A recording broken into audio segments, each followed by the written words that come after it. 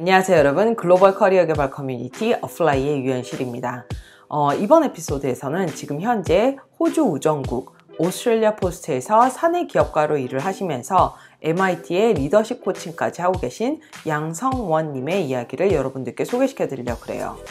성원님 역시 나는 해외에서 먹고 산다의 공동 저자이신데요. 제가 개인적으로 정말 많은 영감을 받을 수 있었던 세션이었어요. 지방대생이라는 학력 콤플렉스와 영어를 잘 못하는 신입이라는 큰 장애물을 딛고 호주에서 경영 컨설턴트가 되기까지의 그 여정과 그 다음에 성원님이 지금 현재 일을 하면서 사이드로 창업을 하고 리더십 코칭까지 하는 그런 커리어 신념에 대해서 자세하게 얘기해 보도록 하겠습니다.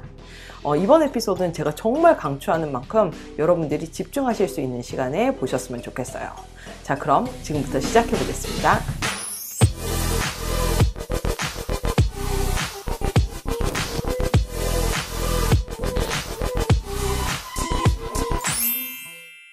어플라이에 조인해 주셔서 감사합니다. 반갑습니다. 제가 이 나는 해외에서 먹고 산다 이 책을 읽으면서 성원님 섹션을 굉장히 재밌게 봤거든요. 그리고 이분 꼭 한번 만나보고 싶다라고 생각했던 이유 중에 하나가 그 학벌 컴플렉스가 인생의 약이었다고 라고 말씀을 해주셨거든요. 그렇기 때문에 이제 어떻게 이제 대학생 때 이 호주에 나가게 됐는지 그 얘기부터 시작을 하고 싶어요. 왜 호주에 대학생 때 가게 됐나요? 네, 저는 지방대 출신이에요. 동아대학교를 나왔는데요. 그때 취업 준비를 본격적으로 시작했는데 난관에 부딪혔습니다. 그건 바로 학벌이었어요. 왜냐하면 저는 경영 컨설턴트가 되는 게 꿈이었는데 물론 경영 컨설팅 회사들의 취업 설명회 가보면은 우리는 학벌에 상관없이 다양한 인재들을 선발합니다라고 말하지만 통계를 보니까 서울대, 연고대, 물론 탑 그 컨설팅 회사를 말하는 거예요. 탑 컨설팅 회사 같은 경우에는 서울대, 연고대를 제외하고는 우선 찾아보기가 힘들더라고요. 그래서 이거는 현실적으로 내가 경영 컨설턴트가 되는 게 힘들겠다. 이렇게 편입을 하거나 아니면은 재수를 해서 학벌을 바꾸지 않는 한 힘들겠다고 생각을 했어요.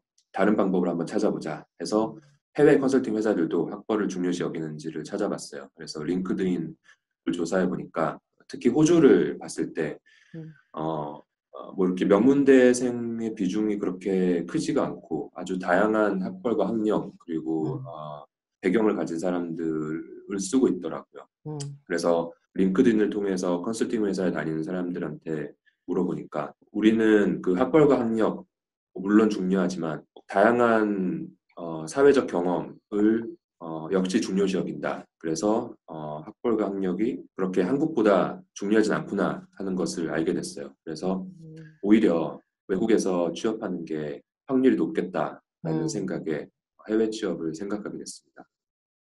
근데 그게 말이 쉽지 이제 정말 많은 문제가 있잖아요. 무슨 언어적인 문제도 있고 또 비자의 문제도 있고 그러니까 그런 현실적인 문제들이 되게 많아서 사람들이 누구나 원하지만 이제 한 발짝 선뜻 나가기가 굉장히 힘든 그런 분야인데 그래서 이제 해외로 나오기 위해서 어떤 방법을 쓰셨나요? 이제 방법을 여러 가지를 생각을 했는데 가장 현실적인 방법은 교환학생으로 가는 방법 그리고 휴학을 내고 워킹홀리데이를 가는 방법이었어요. 그런데 그 당시에 보통 네, 그 당시에 그렇죠. 네. 그 당시에 이제 휴학을 하고 워킹홀리데이로 갔을 경우에 대부분 이제 농장이라던가 뭐 이런 데 이제 노동을 하는 일을 맡게 되더라고요. 그런데 그거는 저의 목적과 어긋나니까 그러면 이 방법 말고 다른 방법이 뭐가 있을까 생각해 보니까 교환학생으로 가는 방법이 있더라고요. 그래서 저희 학교에 교환학생 프로그램이 있었는데요. 열심히 공부를 해서 교환학생을 통해서 호주로 가게 됐어요. 제가 책을 읽었으니까 알잖아요. 그리고 나중에 거기서 이제 네. 프로그램 정규 인턴십 프로그램을 하셨는데 이제 거기서 그런 말씀을 하셨어요. 이게 그 다음 단계로 넘어가는 게 굉장히 힘들었다.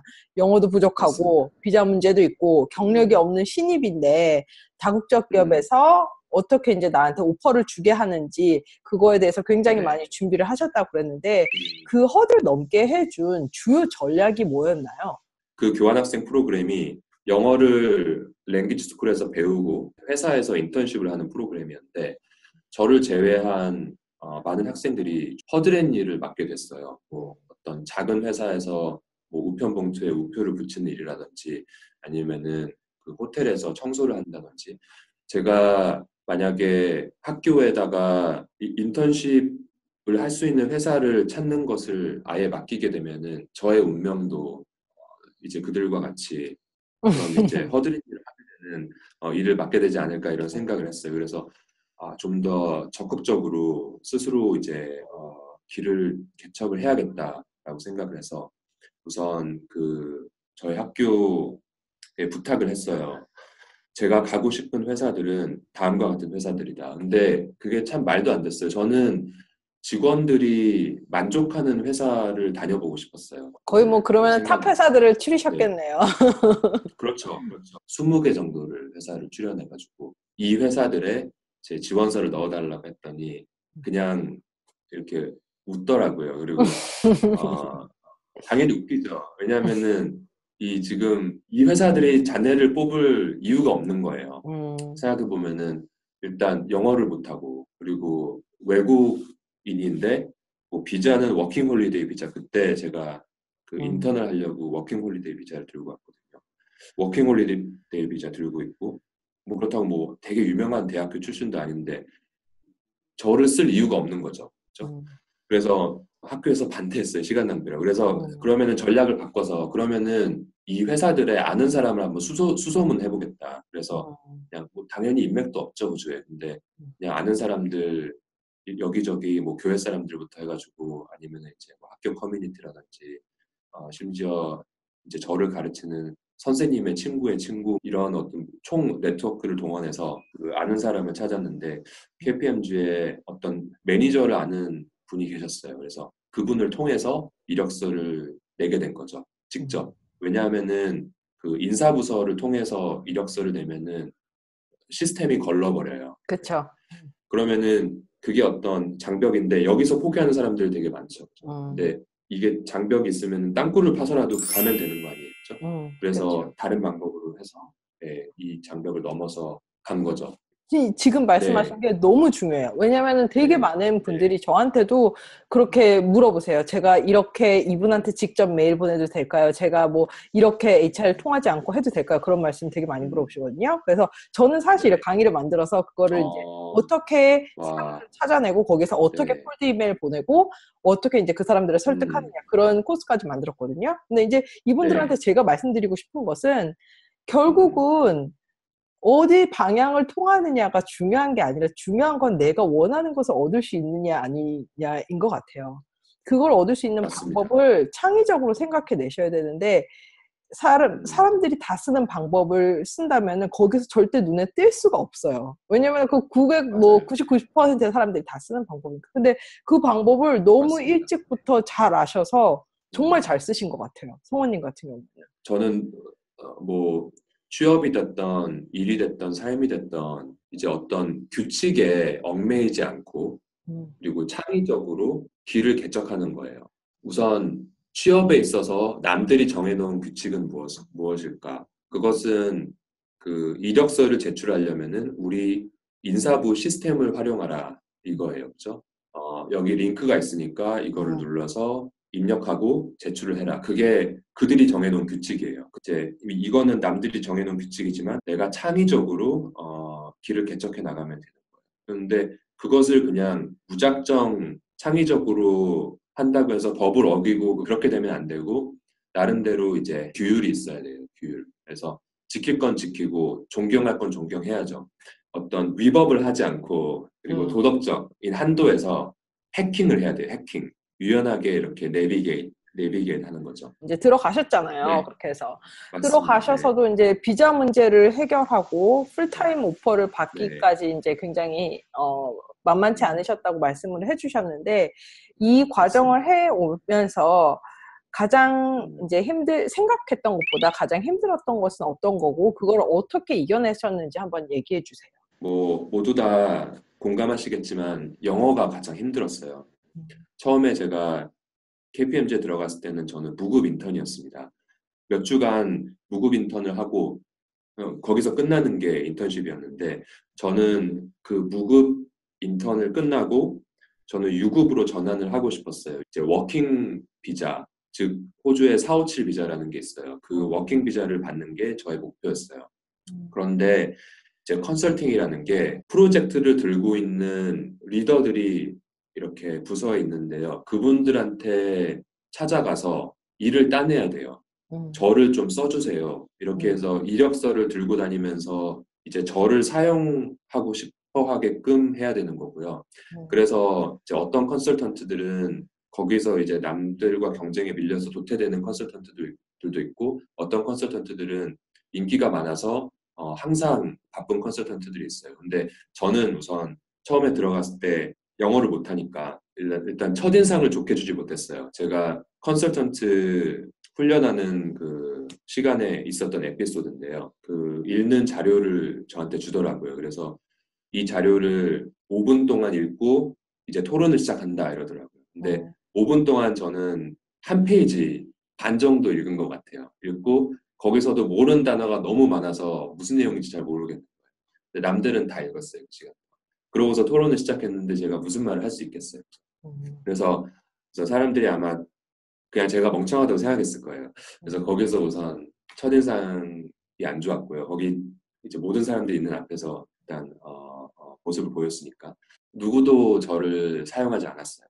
그래서 그냥 책상에 앉아가지고 그 인터넷으로 트레이닝만 하고 그냥 뭐 친구들과 커피 마시러 다니고 그냥 그러고서 시간을 때우고 있다가 이러면 안 되겠다 생각해가지고 우선 남들이 저한테 일거리를 줄 때까지 기다리는 것보다는 내가 프로젝트를 따내야겠다 이렇게 생각했어요.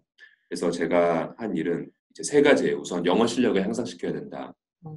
였고요. 그 영어 실력을 향상시키기 위해서 가장 먼저 한 일은 화술을 공부해야겠다라고 생각했어요. 논리적으로 말을 할 수 있는 방법을 습득하면은 영어를 잘 못하더라도 내가 커뮤니케이션 하는 방법이 논리적이니까 아주 간단한 단어 가지고도 효과적인 커뮤니케이션을 할 수 있겠다라고 생각을 했어요. 그래서 그 논리에 관련한 책을 읽고 그리고 화술에 관련한 책을 읽었어요. 그래서 그 커뮤니케이션을 증진을 시켰고 그게 제 영어 실력 향상에 큰 도움이 되었고요. 아주 짧은 시간 안에 영어 실력을 향상시킬 수 있었어요. 두 번째는 네트워킹이에요. 그 제가 엑셀에다가 영향력이 있는 리더들의 이름을 적어놓고요. 그 사람들이 하고 있는 프로젝트 관심사를 적어놓고 그 사람들을 주기적으로 만났어요. 그리고 이 사람은 뭐 일주일에 한 번씩 커피를 마셔야 할 사람, 이 사람은 뭐 매일 찾아가서 인사를 해야 할 사람 이런 식으로 분류를 해서 다들 그 사람들을 만나고 네트워킹을 했어요. 세 번째는 저 스스로를 홍보하기 위해서 브로슈어를 만들었어요. 그래서 제 사진을 넣고 저의 이제 장점, 그다음에 특징 이런 거를 넣고 제가 제 이제 관련 배경을 넣고 그래서 그 브로슈어를 뿌리고 다녔어요. 책상 위에다가 이렇게 올려놨어요. 네, 사람들이 전단지, 이 사람 뭐예요? 알루미늄으로 펴야지. 네, 그러니까 네, 맞아요. 그래서 사람들이 아마 얘 너무 불쌍하다고 생각했거나 아니면 얘는 대단하다고 네. 그래서 나중에 일거리를 주더라고요. 일단 일거리를 받은 다음에는 어떠한 수를 써서라도 잘 해야죠. 그래서 친구들한테 도움도 받고 물론 제 동료들한테 도와달라고 했죠. 그래서 보고서 쓰는 것도 도움을 받고 읽는 것도 이해 안 되면 설명해달라고 하고 네, 그런 식으로 해서 첫 번째 프로젝트를 잘 했더니 그 다음에는 이제 기회가 생기게 되고 이제 비자를 받게 됐죠. 진짜 이 영상을 보고 계시는 분들 네. 이런 정신을 정말 제가 너무 강조하고 싶었어요. 이게 안 된다, 고맙습니다. 너무 힘들다 이런 말씀을 너무 많이 하시는데 사실 네. 뭐 그러니까 처음부터 이 길을 이런 것을 처음부터 이렇게 하나 둘 셋 이렇게 해야 되겠다를 알고서 네. 시작한 건 아니시잖아요.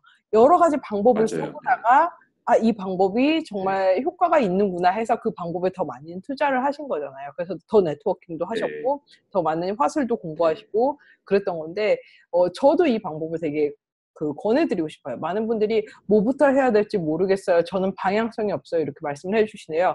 우선은 네. 남들이 이렇게 하는 방법 다 한 번씩은 해보세요. 한 번씩 해보다 보면 네. 자신한테 맞는 방법을 찾아갈 수 있기 때문에 여기에서 어떤 것에다가 더 투자를 해야지 효과가 크게 오는구나 또 서서히 알 수 네. 있게 되실 거예요.